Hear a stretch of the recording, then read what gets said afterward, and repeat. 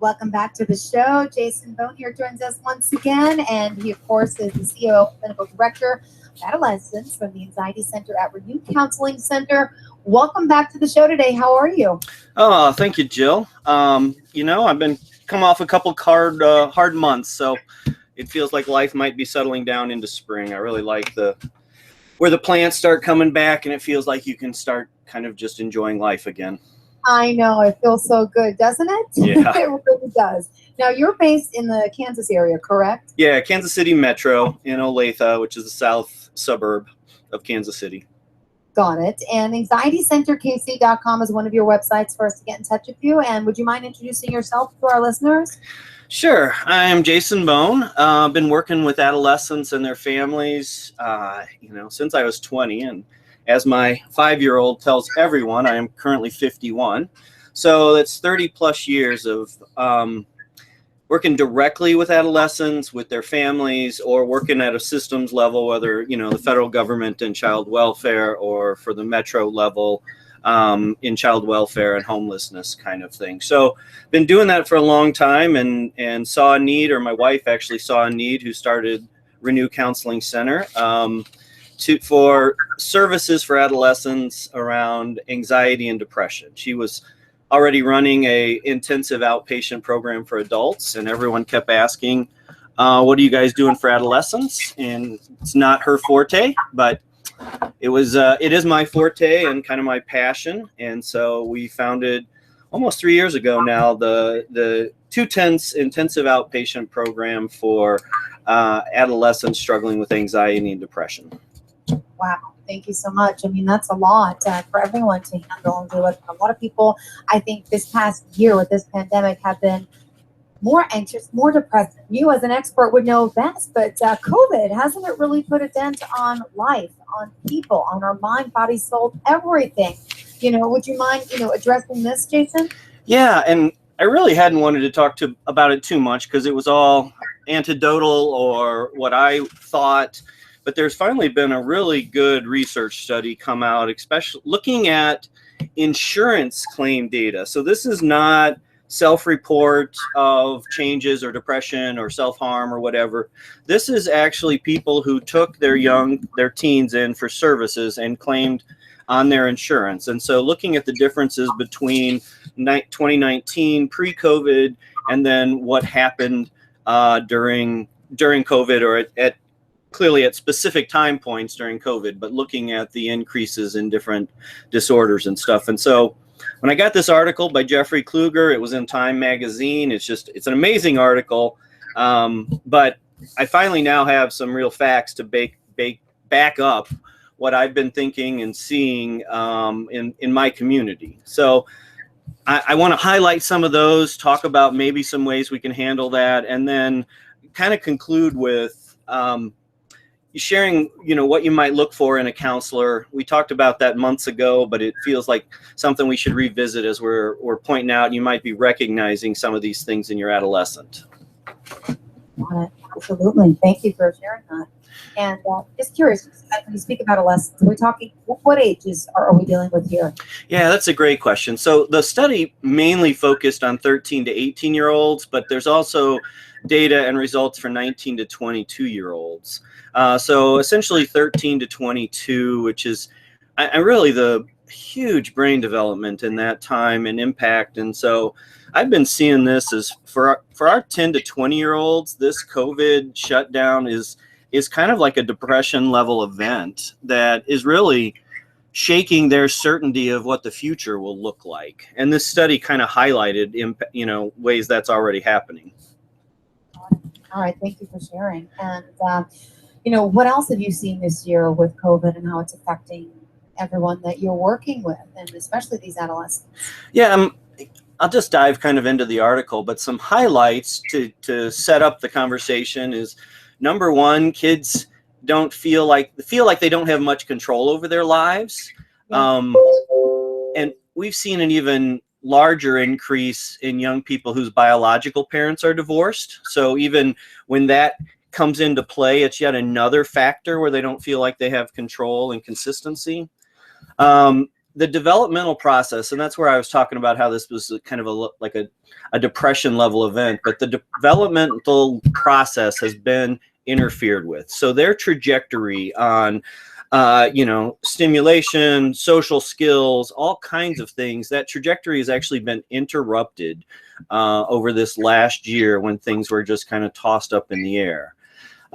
3, when kids look into the future now, they're not looking at one. They're not looking at one that was what they pictured before.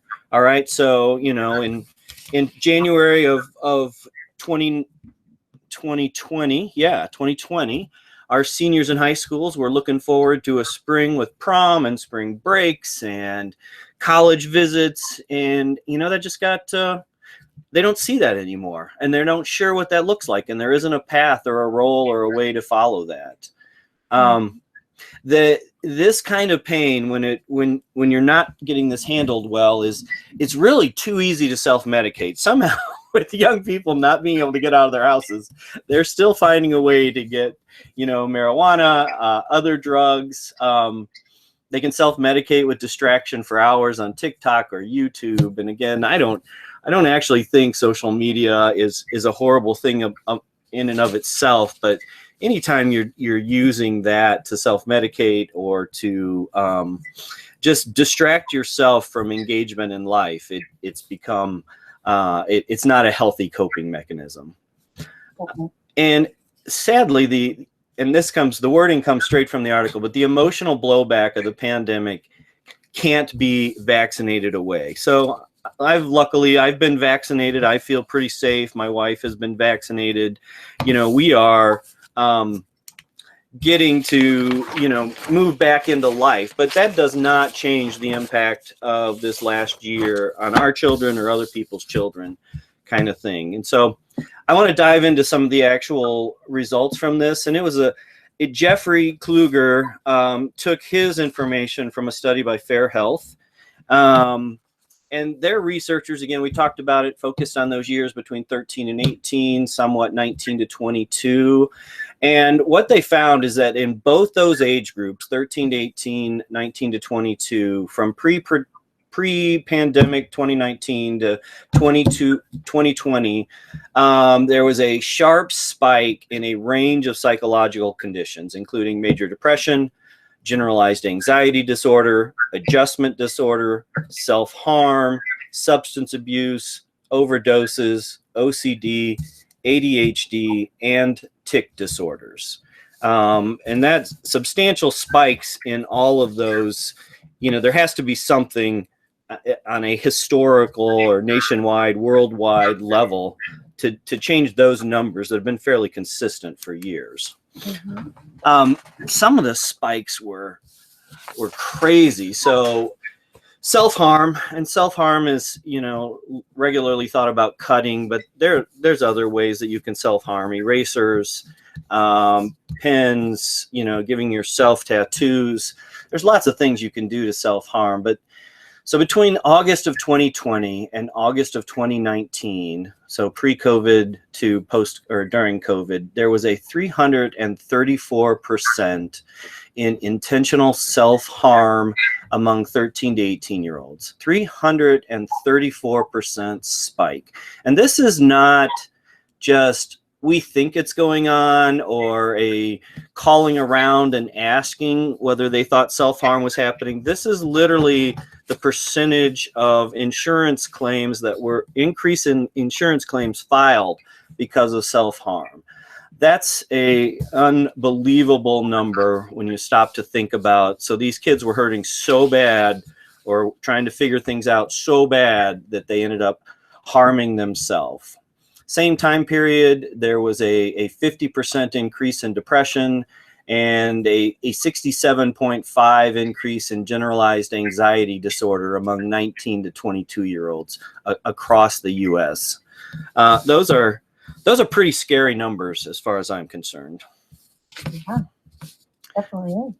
Yeah, and so what this is showing is that kids feel like they don't have much control over their lives. This is a direct quote from Jeffrey. And now there seems to be even more uncertainty with schools closed and peer groups who play such a big role in the sense of self unavailable. And this is where we talk about the developmental process being interfered with. And, so our group, we teach coping skills to help you do new behaviors, but we also then teach a batch of other skills, like literally relationship. How would you start a conversation? How would you interact? How do you get the things you want? Because we have found that the young people struggling with these disorders have had that trajectory of their development interfered with, and really actually have to relearn some skills because, quite frankly, they were avoiding it most of the time. They were anxious or depressed kind of things. Again, this is impacting girls more than boys. Girls account for 66% of all mental health claims in both these age groups pre-academic, and that increased to 71% during the COVID. So with a massive increase in claims, the amount of young ladies that were brought in for treatment still increased over the number of young men. And so, again, depression and adjustment disorder for 13 to 18-year-olds increased 80 to 90%. And then even at the end of the study, as things were fading, it was still 25% more common. So at the end of 2020, it was still 25% more common. So even as people settled into whatever your new normal happened to look like, there was still a 22% increase in what was going on. I think parents need to, and again, I focus on parents of teenagers and working with teenagers. I think they need to recognize that just, because at least in Kansas City Metro, a good portion, a high percentage of young people are back in their schools in person right now, at least hybrid and to some extent all day, every day kind of thing. That in itself, for those that are struggling, does not ensure they move back to any kind of normalcy. I posted this actual article on LinkedIn, and my comment was, we as adults need to talk to our young people about the impact it's had on us, so they recognize that this isn't it's not just them thinking about that. I know we've talked about the advisor voice in their heads. Young people are incredibly good at blaming themselves for things that are completely out of control. It is well accepted that young people blame themselves for their parents' divorce, even though they had nothing to do with it or they were really young.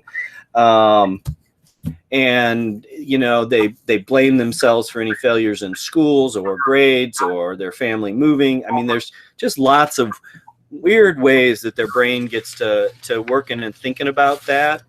And so I think it's important that we share, hey, I am struggling with the same thing. Even though I get up and I go to work, even if that's in the living room, I have been struggling with this, and I have lost my support networks. I'm actually sharing regularly some of my main support things. Like, I could have a horrible week, and if I could find a block and go to a movie, and your head's just racing, it's full of stuff. If I could go to a movie where there was a beginning, a middle, and an end, and it was dark and nobody's supposed to talk to me, I came out completely refreshed. Well, guess what closed during COVID? All the movie theaters. Yeah. And it is not the same to turn it on your couch with your kids around. It is just not the same. And my gym's closed, so I like to work out, and that the physical activity, and I need some competition, like racquetball. I don't. So you got to think about what you need, what has helped you stay present in the moment and figure out how to normalize your life and maintain relationships, and then have that conversation with your young person. And if you can do that in an honest way, and they say you're struggling, that might be a really good time to go talk to a counselor and not think of it as we're doing something wrong. You can think about it as something went wacky in the world, and now we need to get our family back on track. So I want to talk about that a little bit, but is there anything that's just jumped out you want me to spend some more energy on? No, you have amazing energy and you give us always, you're so precise, so thorough, so exact. Jason Bohn, we're skipping your commercial break here, but let me just point out your website because you always have so much to say. AnxietyCenterKC.com, and just tell our listeners quickly how else they can reach you, and let's continue. Yeah, so I mean, if you're a parent and you want to know more about this, or you're wondering more about anything I've said, avoidance or advisor, I'd love for you to just go to boldparenting.online. I've put a ton of resources there. You can also go to Anxiety Center KC, go to the Adolescence tab and the Parent Resources. I literally, there is more, and this study just proves that there's more than enough work for me. So I put as much as I can just out there for, parents to work with and young people to work with. And I just think if you can help yourself, that's the optimal way. But if you need professional help, I want to be here, and I want parents to think about what they should look like, what they should look for, in a counselor for their adolescent. And so first, you should expect the counselor to have a history of working with teens and can share how that experience impacts their work. So, they should be able to talk about how they think about teens. As a parent, you should expect to be kept in the loop by the counselor. You should know, if not inform meaning that the parents speaking into what's going on should know what they're working on and what interventions, treatment plan the counselor is attempting, and why. This shouldn't be some, black box secret kind of thing that's going on behind closed doors. There can be good level of confidentiality between the therapist and the young person, and still have the parents be an active part of the process.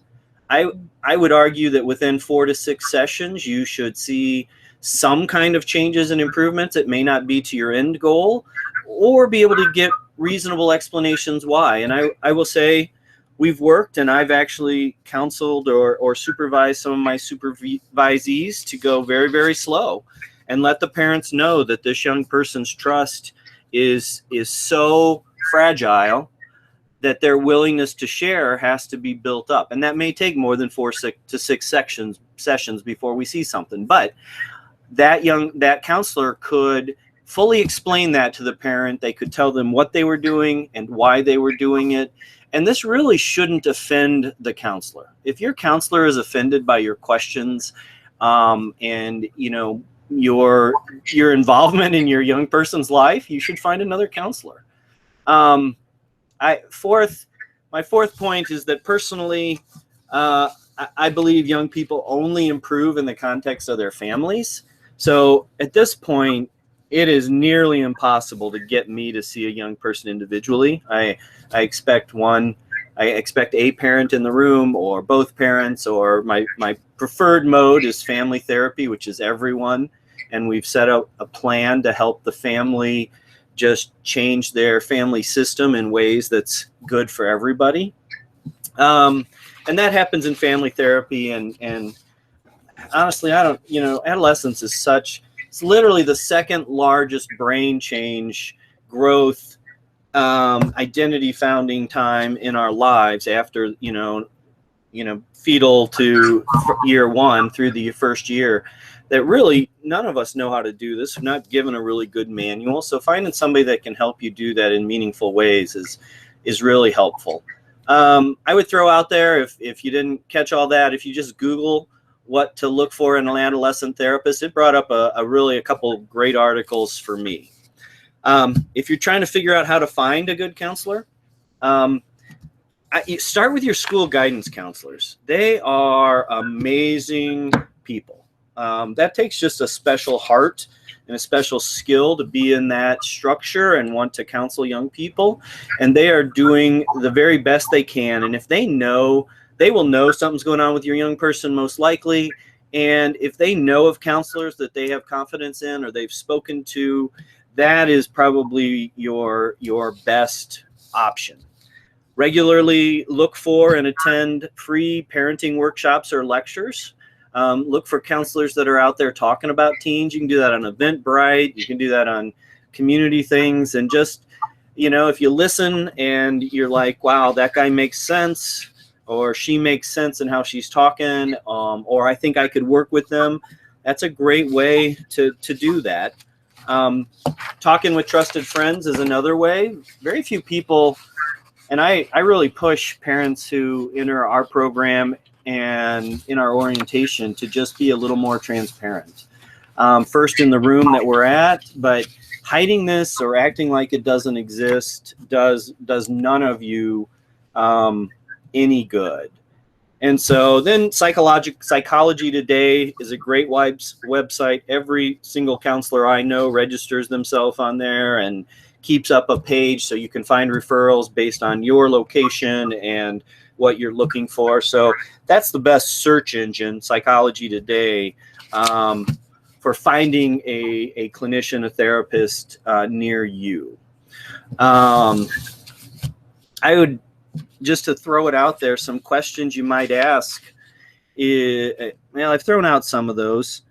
You can prepare yourself by for a consultation. You shouldn't feel bad to think about.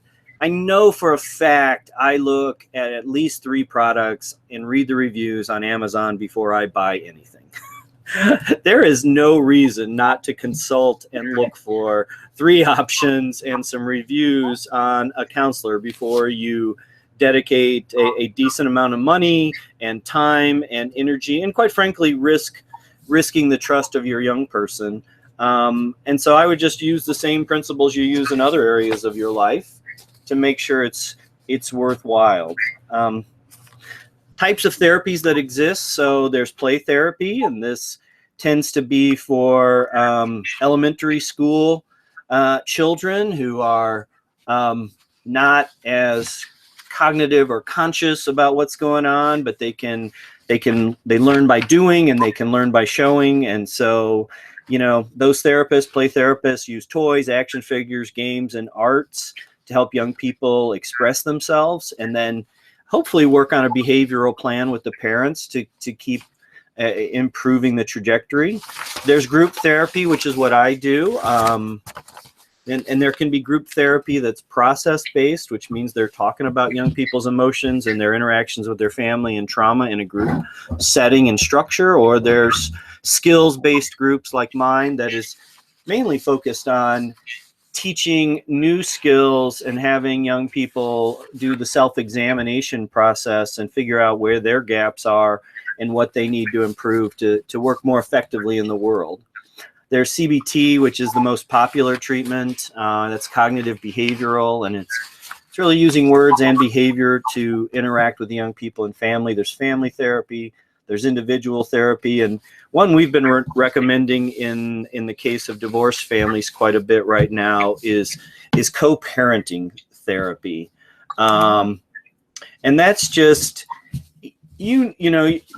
I've been through a divorce, and if I'd had children, we'd still have to be raising them together. Luckily I didn't, and so even though that is not a person I want to spend the rest of my life with, I need to do what's best for this young person and figure out how we can show some consistency, how we can have some same rules so this young person isn't using triangulation and playing me against them.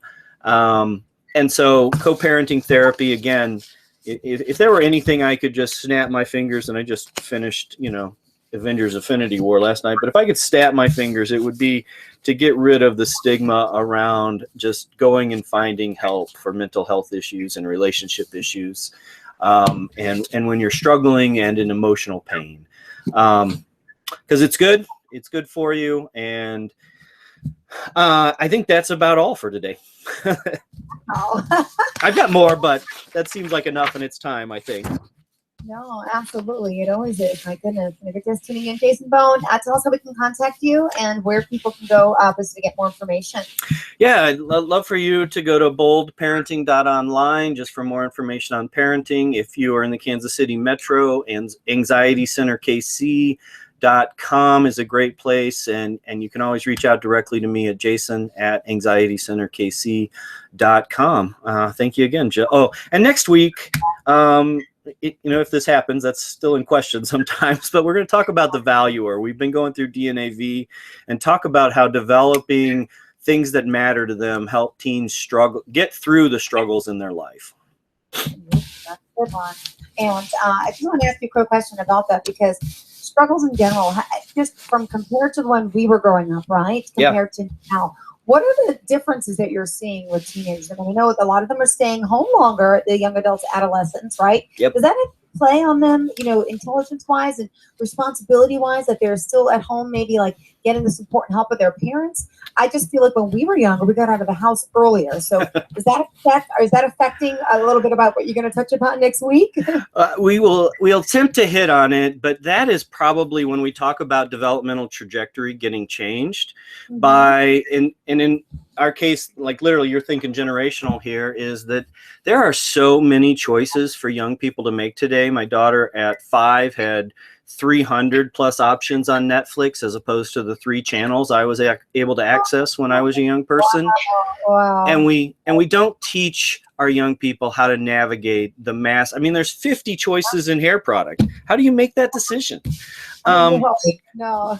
Much less, gender or sexuality, where there's getting to be more and more. So there's like, I don't know how to make these choices, so I'm going to avoid responsibility. And that leads to longer and longer stays with some other people helping you make decisions and provide a safety net. And yes, we will do our best to touch on that next week. Perfect. Thank you so much, Jason. Always a pleasure to speak with you. Thank you for the conversation today and what's happening in the world and how, of course, it's affecting everyone. Thank you for sharing your thoughts and your information today. Thank you, Jill. Take care. You have a great day. And everyone else, the same. Stay tuned. Don't forget, we'll be right back with more after the break.